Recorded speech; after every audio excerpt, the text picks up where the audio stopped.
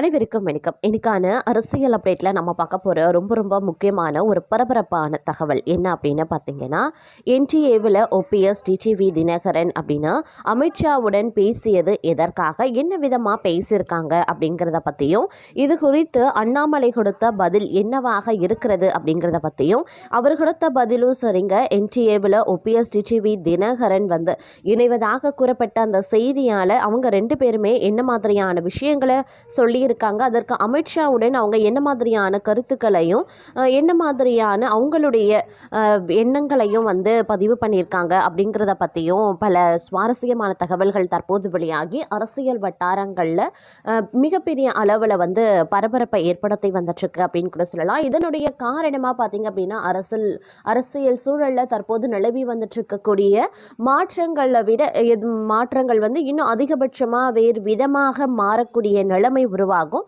இதன் காரணமாக பல கட்சிகள் பார்த்தீங்க அப்படின்னா தங்களுடைய வியூகங்களை மாற்றி அமைக்க வேண்டியதாக இருக்கும் அப்படின்னு கூட சொல்லலாம்.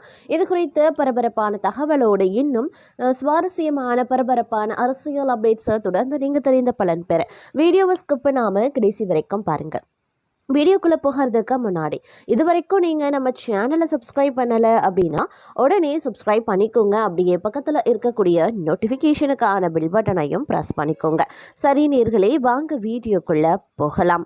அமித்ஷா, நட்டா உள்ளிட்டோருடன் உள்ளரங்கில் பேசிய விஷயங்களை பொதுவெளியில் பேச முடியாது அப்படின்னு தமிழக பாஜக முன்னாள் தலைவர் அண்ணாமலை தெரிவித்திருக்காரு.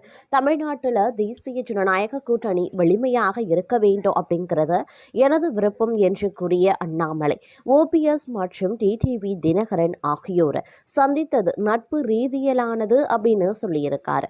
அண்மையில் முன்னாள் முதல்வர் ஓ பன்னீர்செல்வம் மற்றும் அமமுக பொதுச் செயலாளர் டிடிவி தினகரன் ஆகியோரை அண்ணாமலை சந்தித்து ஆலோசனை நடத்தியிருந்தார். இதன் பின் டெல்லி சென்ற அண்ணாமலை மத்திய அமைச்சர் அமித்ஷா மற்றும் ஜே.பி. நட்டா ஆகியோரை சந்தித்து ஆலோசனை நடத்தியிருந்தார். இதனால் என்டிஏ கூட்டணிக்கு ஓபிஎஸ் மற்றும் தினகரன் வருகிறார்களா என்ற கேள்வி எழுந்தது. அதே போல நயினார் நாகேந்திரன் மறுபக்கம் சென்னையில் எடப்பாடி பழனிசாமியை சந்தித்து ஆலோசனை நடத்தியிருந்தார். இந்த சூழலில் டிசம்பர் 15 மத்திய அமைச்சர் அமித்ஷா சென்னை வர இருக்காராம். இதனால் விரைவில் என்டிஏ கூட்டணி விரிவாக்கம் செய்யப்படும் அப்படின்னு எதிர்பார்க்கப்படுகிறது. இது தொடர்பாக கோவையில் செய்தியாளர்களை சந்தித்து அண்ணாமலை பேசும் பொழுது ஓபிஎஸ் மற்றும் டிடிவி தினகரன் ஆகியோரை சந்தித்தது நட்பு ரீதியிலானது. டிடிவி தினகரன் எனது சொந்த ஊருக்கு வரும்போது இரவு உணவுக்கு வர வேண்டும் அப்படின்னு கேட்டுக்கொண்டேன். அதனால் வந்தார். மற்றபடி என்டிஏ கூட்டணியில் யார் இணைய வேண்டும், யார் இணையக்கூடாது என்பதற்கு தேசிய தலைமை முடிவெடுக்கும். தமிழ்நாட்டில் எடப்பாடி பழனிசாமி, நயினார் நாகேந்திரன் ஆகியோர் இருக்காங்க. இவர்கள் ஆலோசித்து முடிவு செய்வாங்க. என்னை பொறுத்த வரைக்கும் என்டிஏ கூட்டணி வலிமையாக இருக்க வேண்டும் என்பதுதான் என்னுடைய விருப்பம். இன்னும் சில கட்சிகள் கூட்டணிக்கு வராம இருக்காங்க. தேமுதிக, பாமக உள்ளிட்ட கட்சிகள் இன்னும் இணையாமலே இருக்காங்க. அதிமுக பாஜக கூட்டணியில் எந்த முரணும் கிடையாது.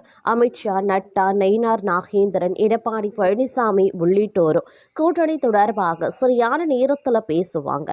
என்னுடைய விருப்பத்தை உள்ளரங்கு கூட்டத்தில் சொல்ல முடியும். இவர்கள் வந்தால் என்ன நடக்கும், வரவில்லை அப்படின்னா என்ன நடக்கும் என்பதை சொல்லலாம். ஆனால் முடிவு எடுக்கக்கூடிய இடத்துல நான் கிடையாது. அதே போல் தமிழ்நாட்டில் 3வது அணி வெல்ல வேண்டும் அப்படின்னா அதற்கு எளிதான விஷயமோ கிடையாது.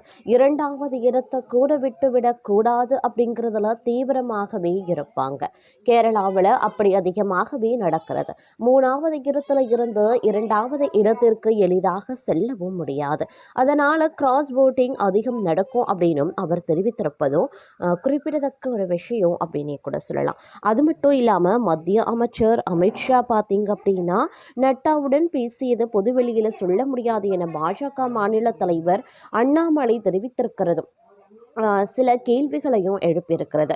அதாவது கோவையில் செய்தியாளர்களிடம் பேசிய அண்ணாமலை மத்திய அமைச்சர் அமித்ஷா நட்டாவுடன் பேசியது பொதுவெளியில் சொல்ல முடியாது. அவர்களுடன் பூட்டிய அறையில் எல்லா கருத்துக்களும் பேச எங்களுக்கு உரிமை இருக்கிறது அப்படின்னே கூட சொல்லியிருந்தார். அது மட்டும் இல்லாமல் தற்போது பார்த்தீங்க அப்படின்னா இந்த விஷயம் அப்படிங்கிறது அரசியல் வட்டாரத்தில் ஒரு கேள்வியையும் எழுப்பியிருந்தது அப்படின்னே கூட சொல்லலாம். அது மட்டும் இல்லாமல் கூட்டணியில் ஒருவர் இருந்தால் செய்வதால் என்ன லாபம் என்ன நஷ்டம் அப்படின்னு எடுத்து சொல்லியிருக்கிறோம். 2021 2024 தேர்தல் அனுபவங்களில் இருந்த சில கருத்துக்களையும் சொல்லியிருக்கோம். 2026 தமிழ்நாட்டில் 4 முனை தேர்தலாக அமையும். என்டிஏ கூட்டணியில் ஓபிஎஸ் டிடிவி தினகரனிடமிருந்து பெறுவார்களா என்பது தேசிய தலைவர்கள் அதனை முடிவு செய்வாங்க. தமிழ்நாட்டில் தலைமை தாங்கக்கூடிய ஏபிஎஸ் நயினார் நாகேந்திரன் ஆகியோர் அறிவிப்பாங்க. ஓபிஎஸ் டிடிவி தினகரன் உடனான சந்திப்பு நட்பு ரீதியிலானது. தமிழ்நாட்டில் என்டிஏ வலிமையாக இருக்க வேண்டும் என்பதுதான் எங்களுடைய விருப்பம். தீர்ப்பு கொடுத்தாய் இப்படித்தாய் நடக்கும் என நீதிபதிகளுக்கு பயத்து கொடுத்திருக்கிறது திமுக. கடந்த 8 ஆண்டுகளில் 75,000 வழக்குகளை முடித்திருக்காரு நீதிபதி GR சுவாமிநாதன். இந்திய அரசியல் சரித்திரத்தில் முதலாக ஒரு நீதிபதி தீர்ப்பு கொடுத்ததற்காக அவருக்கு எதிராக செயல்பட்டிருக்காங்க. அவர் மீது பல அவதூறுகளை திமுகவினர் பரப்புகின்றனர். திமுகவினர் நீதிபதியின் மாண்புக்கு பங்கம் விளைவித்திருக்காங்க. நேர்மையாக பணியாற்ற இடமில்லை. திருப்பரங்குன்றம் மலையில் இருப்பது சர்வேக்கள் கிடையாது. அரசு பொய் சொல்கிறது. அதிமுக பாஜக கூட்டணிக்கு இன்னும் முக்கிய கட்சிகள் வரவேண்டி இருக்கிறது அப்படின்னு சொல்லப்பட்டும் இருக்கிறதுங்க. இது ஒரு புறம் இருக்கு. மற்றொரு புறம் பார்த்தீங்க அப்படின்னா தமிழ்நாட்டில் சட்டமன்ற தேர்தல் இன்னும் 6 மாத காலத்திற்குள்ளாக நடைபெற இருக்கக்கூடிய நிலையில் ஒவ்வொரு கட்சியினரும் அதற்கான பணிகளில் தீவிரமாகவே இருக்காங்க அப்படின்னே சொல்லலாம். ஆளுங்கட்சியான திமுகவை தவிர மற்ற கட்சிகளில் இன்னும் கூட்டணி வலுவாகவே அமையணும். திமுகவின் பிரதான எதிர்கட்சியான அதிமுகவின் கூட்டணியில் பாஜக தமாக தவிர எந்த கட்சியும் கிடையாது. ஏற்கனவே பாஜகவிற்கு ஆதரவான நிலைப்பாட்டில் இருந்த பன்னீர்செல்வம் தினகரன் கூட்டணியில இருந்து வெளியேறிவிட்டார். அதே மாதிரி அதிமுகவுடன் கரம் கோர்த்திருக்கக்கூடிய பாஜக வரும் சட்டமன்ற தேர்தலில் தமிழ்நாட்டில் வலுவாக காலூன்ற வேண்டும் அப்படிங்கிற ஆர்வம் காட்டியும் வருகிறாங்க. ஆனால் காங்கிரஸ், மதிமுக, இந்திய கம்யூனிஸ்ட், மார்க்சிஸ்ட், விசிக, இந்திய யூனியன் முஸ்லீம் லீக் கட்சி, மநீமா என வலுவான கூட்டணியை கொண்ட திமுகவிற்கு எதிராக இன்னும் அதிமுக வலுவான கூட்டணியை அமைக்காதது அமித்ஷாவிற்கு தலைவலியாகவே அமைந்திருக்கிறது. அதிமுகவிற்குள்ளேயே ஏற்பட்ட உட்கட்சி மோதல் இன்னும் பாமக, தேமுதிக ஆகியோர் கூட்டணிக்குள் வராதது அமித்ஷாவிற்கு அதிருப்தியை ஏற்படுத்தியதால் அவரது தமிழக பயணம் ஒத்திவைக்கப்பட்டுள்ளதாக சொல்லப்படுது. அடுத்த ஆண்டு தங்களது கூட்டணி பற்றி அதிகாரபூர்வமாக அறிவிக்கவுள்ளதாக அறிவித்திருக்கக்கூடிய தேமுதிக தற்போது அதிமுக பக்கம் சாய உள்ளதாக தகவல் வெளியாகியிருக்கிறது. 15 தொகுதிகள், ஒரு ராஜ்யசபா MP பதவி வழங்க அதிமுக தயாராக இருக்கிறதுனால தேமுதிக கூட்டணிக்கு தயாராக இருப்பதாக தகவல் வெளியாகியிருந்தது. இதன் எதிரொலியாகவே சமீபத்தில் பேட்டி அளித்த பிரேமலதா அதிமுக மாநிலங்களவை பதவி தருவதாக கூறி எங்களை ஏமாற்றவில்லை, 2026 தருவதாக கூறினர் என்று பேட்டி அளித்தார். இதனால தேமுதிக அதிமுக பக்கம் சாய்ந்துவிடும் என்று கருதப்படுகிறது. ஆனால் வட தமிழகத்தில் மிகப்பெரிய வாக்கு வங்கியை வைத்திருக்கக்கூடிய பாமக தந்தை மகன் சண்டையால் மிகப்பெரிய பாதிப்பிற்கு ஆளாகியிருக்கிறது. அன்புமணி அதிமுக பாஜக கூட்டணிக்கு தயாராக இருக்கக்கூடிய நிலையில் ராமதாசு திமுக கூட்டணியில இடம்பெற ஆர்வம் காட்டி வருகிறார். இவர்களது தந்தை மகன் சண்டையால் பாமகவின் மாம்பழம் சின்னம் முடங்கும் அபாயமும் உண்டாகியிருக்கிறது. மேலும் தனக்கு உரிய மரியாதை அளிக்கவில்லை என்று கூட்டணியில் இருந்து விலகிய பன்னீர்செல்வத்தையும் கூட்டணியில் இருந்து விலகிய டிடிவி தினகரனையும் கூட்டணிக்குள் கொண்டு வருவது மிகப்பெரிய சவாலாகவே அமைந்திருக்கிறது.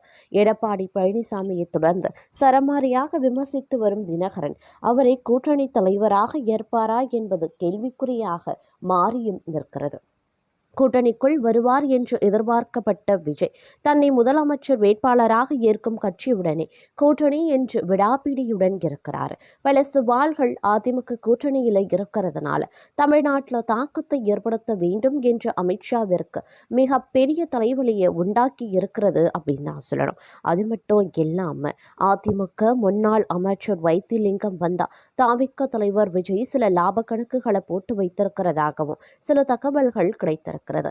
அதாவது தமிழ்நாட்டில் இருக்கக்கூடிய 5 மண்டலங்களுக்கும் வலிமையான முகமாக 5 நிர்வாகிகளை நியமிக்கும் திட்டத்தில் விஜய் இருக்கிறதாகவும் அதற்கான பணிகளை செங்கோட்டையன் மூலம் செய்ய அறிவுறுத்தல் வழங்கி இருக்கிறதாகவும் சொல்லப்படுது.